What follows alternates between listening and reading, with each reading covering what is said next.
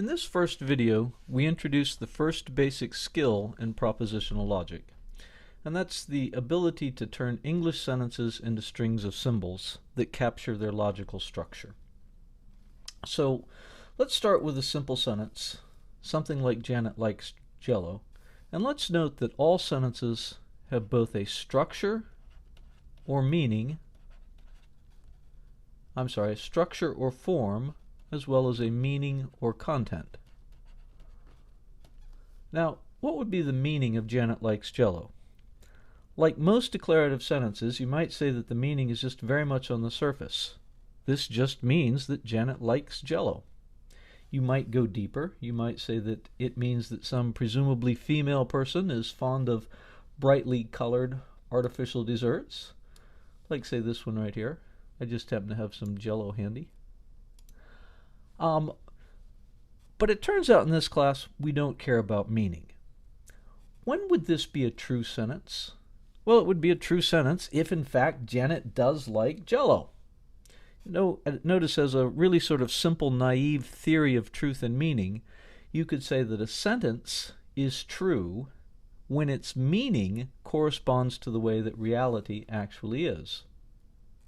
Well, it turns out in this class we don't care about truth or meaning. Really, we're just caring about structure, because when it comes to reasoning, reasoning is about the relationship between ideas, and that's a structural feature of thinking and of argumentation. So what we want to learn how to do is sort of ignore the content and the meaning and just focus on the structure. So, meaning, let's cross it off. That's not what we care about. So what's the structure of this sentence? Well, as a matter of fact, sentences have a lot of different types of structure. It's got a grammatical structure. It's got the subject plus the predicate. We really don't care about grammar in this class either. Sometimes grammar is helpful, but oftentimes it just gets in the way. We care about logical structure. From the perspective of logic, this is a simple sentence, which is to say that it actually doesn't have any structure of its own. There's no internal structure. It's also sometimes called an atomic sentence. This is like the unit of structure that we will need to combine with other units in order to build structure. So the next point is that every simple sentence is going to be symbolized by a single capital letter. What letter should we use for this sentence? Well, obviously J looks like a pretty good candidate. Did we have to choose J? No, but it would be a problem if everyone was choosing their own letters, so we will adopt a convention according to which we will capitalize one word from each simple sentence, just like that.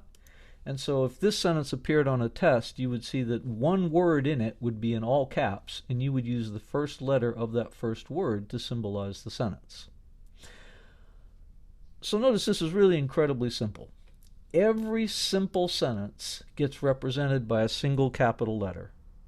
And in effect, if you know, J has no content or meaning of its own. That's what we're doing, is throwing away the content or the meaning, and we're just keeping the fact that this represents a single chunk of stuff. So, if we're going to have any interesting sentences, what we're going to need to do is combine simple sentences like this one with other simple sentences, and to do that, we're going to need these things over here, the logical connectives.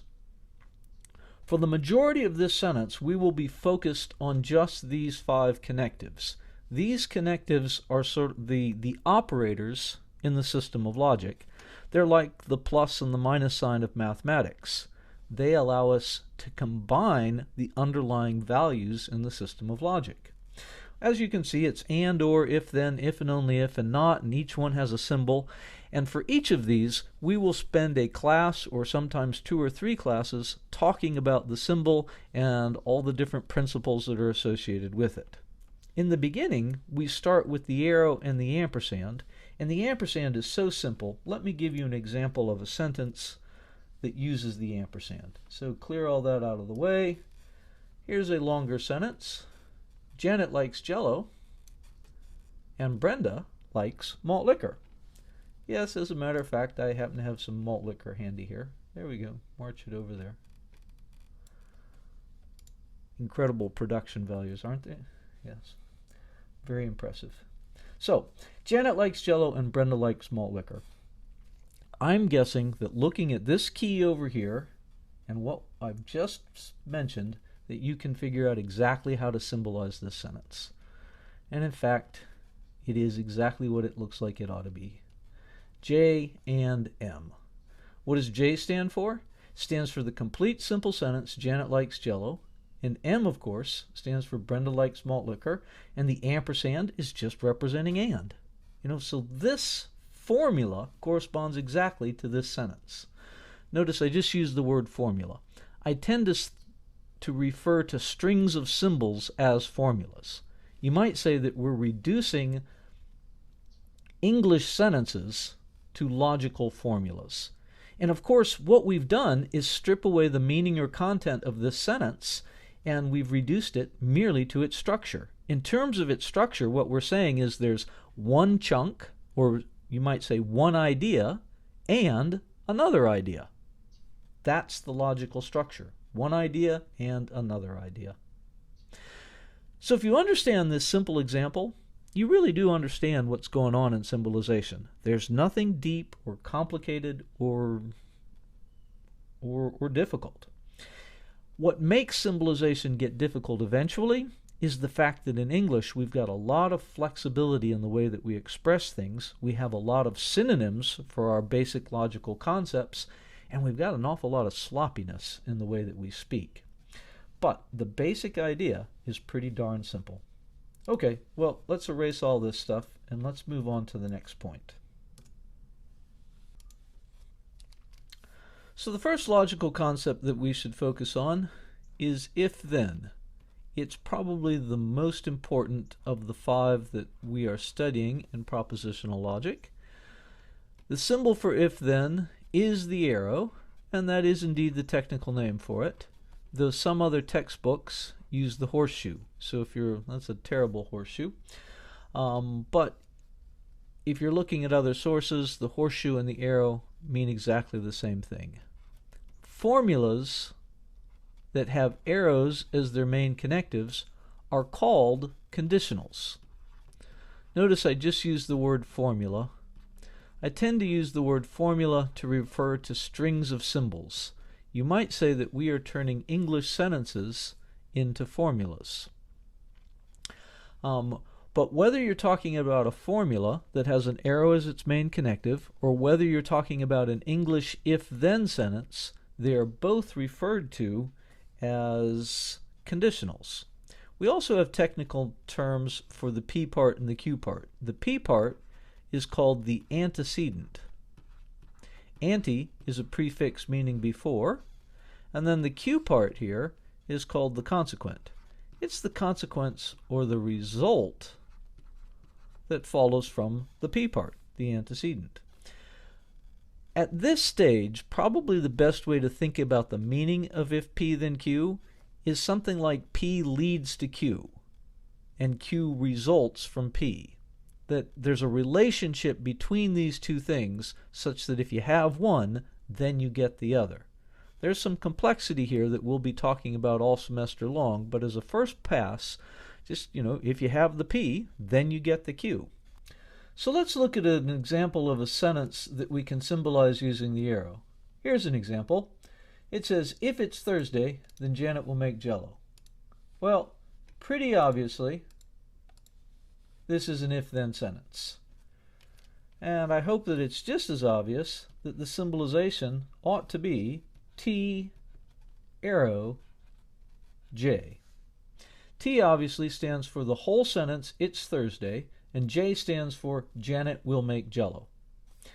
Notice the arrow is standing for the if and the then. When we write if-then, we put an ellipsis, the 3 dots between the if and the then, and that's obviously a placeholder for the antecedent. So when you read T arrow J in the correct way, what you do is where the arrow itself is, you read then, but you have to put an if out in front of the antecedent. So T arrow J really means if T, then J.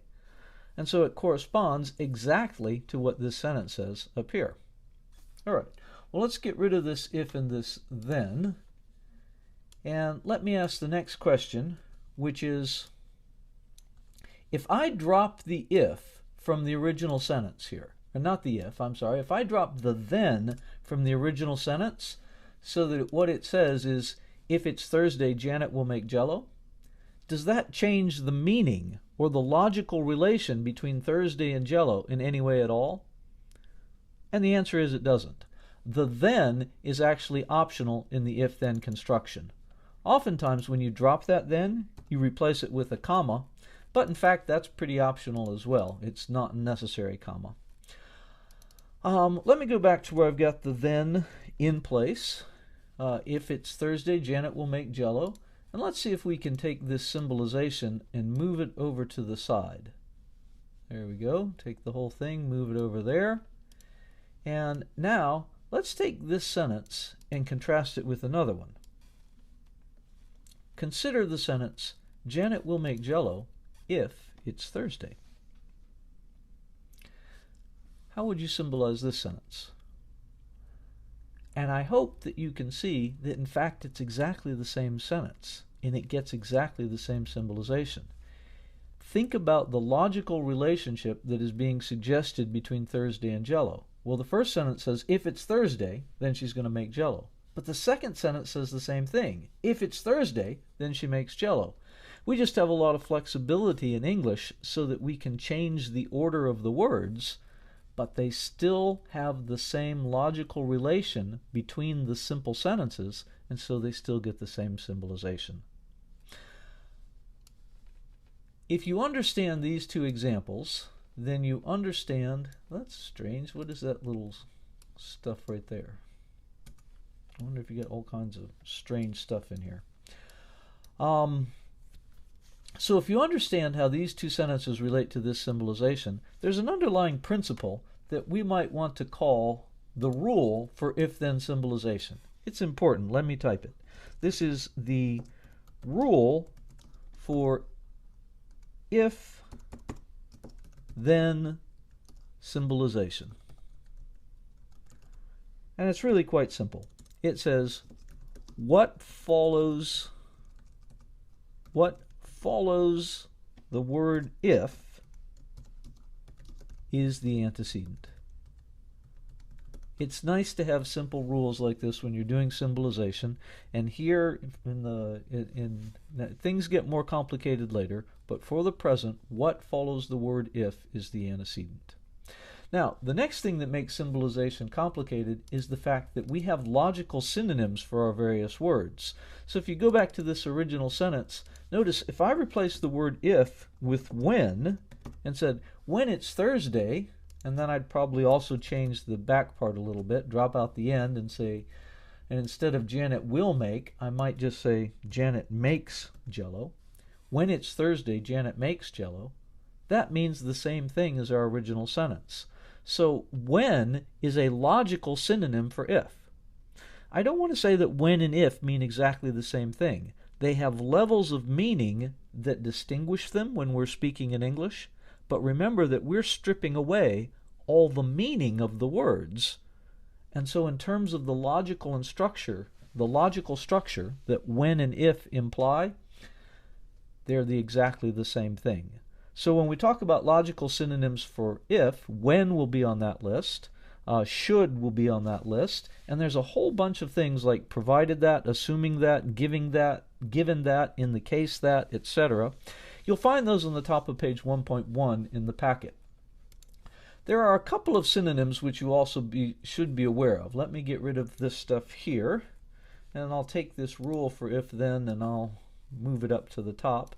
But let's take a look at another sentence. How about this sentence here that says,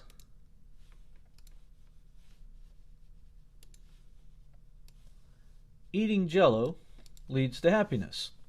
Remember, we don't care about truth in this class. So when you look at this sentence, maybe the best way to approach it is to recognize that leads to And in fact, there's a set of 3 synonyms that I want to call your attention to. Let me bring them all up here. Results in, leads to, and brings about. These are all synonyms for the entire if-then expression. And so when you have a sentence like this, probably the best way to deal with it is to restate the sentence in standard if-then language. And if you did that, you might say, if you eat Jello, then you'll be happy. If you can turn the sentence into the standard if-then language, well, then you can apply the rule for standard if-then, and of course that would mean that the symbolization of this sentence will be what? Well, I hope you're looking at this and saying it's obviously going to be J arrow H. If you eat Jello, then you'll be happy. One small thing, you might ask, what is the sentence that J stands for? If you go back to the original, it looks like the sentence is eating Jello. But of course, eating Jello isn't really a grammatical sentence. So if you really were going to care about such things, you might say that the J stands for if you eat Jello. I see I spelled you wrong, but I don't suppose that's too big of a problem. Okay, so let's get all this out of the way. There's one more sentence and one more little issue that we should talk about. Let's create a bit more space. We'll get rid of that as well. Consider this sentence. If you're happy and you know it, then you should clap your hands.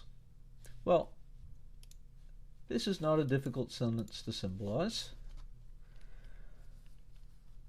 I suspect that you can see it's going to be H ampersand K arrow C. If you're happy and you know it, then you should clap your hands. In this sentence, though, we've got 2 connectives, and whenever you have 2 connectives, you've got to introduce some parentheses to show the order of operations, just like you would in mathematics. I suspect it's obvious where the parentheses go. They go around H and K. There's 2 ways to recognize that they go around H and K. One is to sort of understand what the sentence says. It says that if both of these things are true, that you're happy and you know it, that's when you should clap your hands. And so you, in a sense, it's both of these things together that are getting you to C. Superficially, you can recognize it because of the comma. Commas help us rather significantly to recognize logical structure. This if and this then are working with this comma, and you can see that it says if H and K, then C. So the if and the then and the comma, they're all kind of working together to make it obvious what's going on. Finally, we know that then, the arrow sits in the position of the word then. Where's the if that goes with that arrow? Well, it would be out here in the front. It's if H and K, then C. I think this is all pretty obvious. It's sometimes interesting to make mistakes and think about what they would mean. What if you had put the parentheses around K arrow C? What would that say? Well, think about the if and the then. The then is where the arrow's at, so where's the if that goes with that arrow? Well, the arrow's inside the parentheses, and so the if also has to be inside the parentheses right before the K. So what this sentence would say is, you are happy. There's no if in front of this. It would just say, you are happy, and, now here's a whole nother thought, if you know this about yourself, then you should clap your hands. This would be kind of a peculiar sentence to say in this case. The ampersand tends to make a hard break between the parts. The arrow expresses a relationship between the parts, but the ampersand really separates them and says, well, this is independent from this other part over here. The last thing that we want to talk about before you do the homework is related to what we're seeing here, and that's that we should address the issue of main connective. In this first formula, that's the main connective. In this second one, that's the main connective. The main connective for any formula is the one connective which is completely outside parentheses. So let's say I just scribble a bunch of formulas over here by the side. So I've got A arrow B, and then I've got A arrow B arrow C arrow D. And maybe another one. A ampersand B arrow C, and all of that arrow E arrow F. Well, when you only have one connective in a formula, that's definitely the main connective, obviously. What's the main connective in this formula? Well, obviously only this arrow is outside parentheses, and so it's the main connective for that formula. And then in this case right here, that third arrow, that third connective, is the main connective. It's not difficult to identify main connectives, but I do see a lot of careless mistakes on tests. People are looking at formulas and kind of racing through, and they make a mistake, but you want to get to the point where you look at a formula and the main connective leaps out at you. Now, if you know the main connective, it turns out that you can think of everything in front of it, if it's a conditional, as the antecedent, and everything that's after it is the consequent. So this whole long formula is really just an instance of P arrow Q. At any rate, this is enough to get you started on the symbolization that's on page 1.1 in the packet. So you should do that symbolization, and then you should watch the video which explains the answers for the material on that page. Of course, you can also attempt the practice exercise for page 1.1.